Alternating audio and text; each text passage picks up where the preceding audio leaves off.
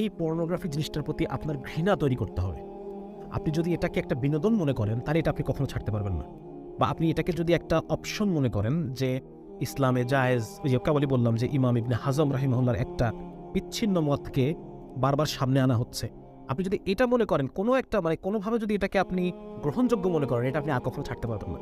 আপনি যদি মনে করেন যে আমি তো কারো ক্ষতি করছি না, তাহলে পরে আপনি এটা ছাড়তে পারবেন না। তার মানে যে কোনো মূল্যে আপনি যদি এটাকে জাস্টিফাই করেন, তাহলে এখান থেকে আপনার মুক্তি নেই।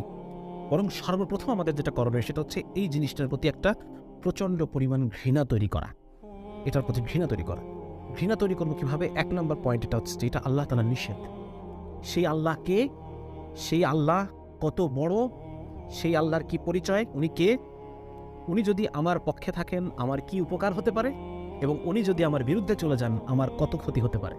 এই বিষয় সম্পর্কে একটা বিস্তারিত ধারণা প্রয়োজন, আল্লাহর পরিচয় প্রয়োজন। কারণ আপনি যার পরিচয় জানেন তার আদেশকে আপনি পাত্তা দিবেন, আপনি যার পরিচয় জানেন তার নিষেধ আপনার কাছে পাত্তা পাবে।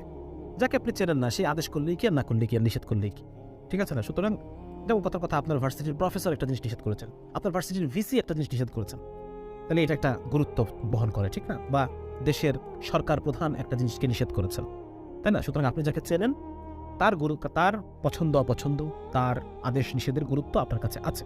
সুতরাং সর্বপ্রথম আমাদের যেটা প্রয়োজন সেটা হচ্ছে আল্লাহকে চেনা।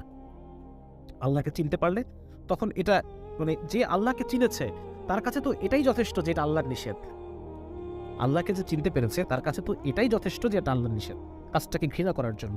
সুতরাং 1 নম্বর পয়েন্ট হচ্ছে আমাদেরকে এটার জন্য ঘৃণা তৈরি করতে হবে, এবং ঘৃণার প্রথম ধাপ হচ্ছে যে আল্লাহকে চেনা এবং এটা বোঝা যে আল্লাহ তাআলা নিষেধ, এটা আল্লাহ এটাকে নিষেধ করেছেন, এটাকে আল্লাহ তাআলা কবিরা গুনাহ বলেছেন। সুতরাং এটা আমি কিভাবে করব, এটা আমি কিভাবে করতে পারি?